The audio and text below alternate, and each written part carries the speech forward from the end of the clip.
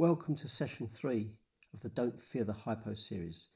This session is about preventing low blood glucose levels after exercise for people with type 1 diabetes. Hi, my name is Paul Coker. I am the founder of onebloodydrop.com, and I just want to remind you that nothing here is medical advice. I'm not a doctor, I'm not a nurse. I am just somebody who has lived with type 1 diabetes since 1977, and I've been exercising pretty much most of that time. Let's just do a quick recap of the last session where we looked at the barriers to exercise, and we were looking at motivation to exercise, not having enough time to exercise, that managing diabetes around exercise is an additional challenge, and we were also looking at low blood glucose levels that say no, don't exercise today, and high blood glucose levels that say don't exercise today. In today's session, we're going to be talking about preventing low blood glucose levels in the period after exercise. And as we start to do this, I want to introduce the concept of the glucose credit card. So when you spend on a credit card, at the end of the month, you have a debt that you must pay. When you are exercising, you are using your body's internal chemical glucose stores. At the end of the exercise, you must pay this glucose debt back. A simple way to think about this is as a glucose credit card. Paying the glucose debt back comes in 3 phases. The first phase is immediately, the second phase is 8 to 12 hours after exercise, and the third phase is 24 to 48 hours after exercise. Phase 1 is about eating a meal that contains carbohydrates, usually within the first 60 minutes after completing exercise, and reducing your bolus insulin, your fast-acting insulin, by 50%. That's what the research tells us. Phase 2 of the glucose debt repayment, it happens 8 to 12 hours after we exercise. Whilst you were exercising, you needed extra energy to keep you going, and this was supplied by special chemical stores of energy in the liver and in the muscles.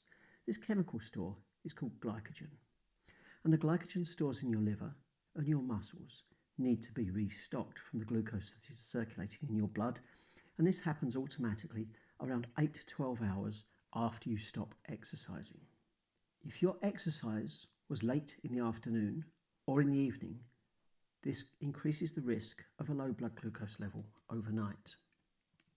If you use an insulin pump, you can consider reducing your basal insulin during this period, and the evidence suggests that a 20% reduction is a good starting place, and you may need to adapt to your own personal needs from there. Your healthcare professional will help you to do this.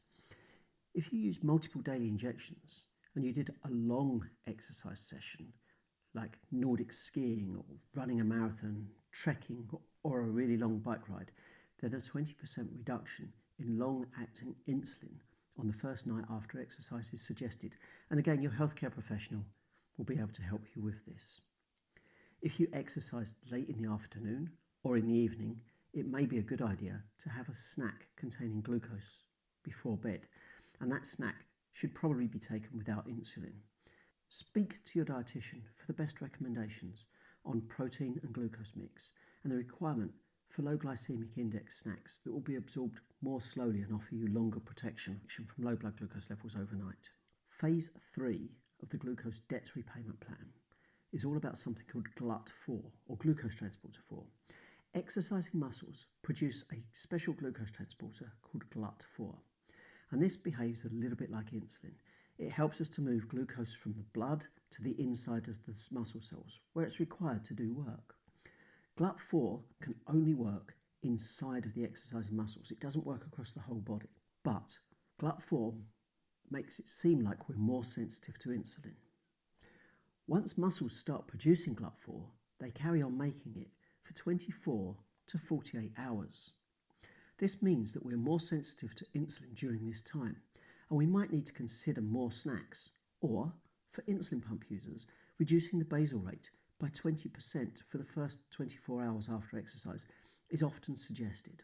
Again, your healthcare professionals can help you to find the right strategy for you. Once we're over the 24 to 48 hour period, we're now glucose debt free. And the best way to celebrate is by getting in more debt. And the reason I'm saying this is If you can exercise at least once every 48 hours, then you can maintain a constantly higher rate of insulin sensitivity. And this appears to be very beneficial in helping people like you and me to manage our type 1 diabetes.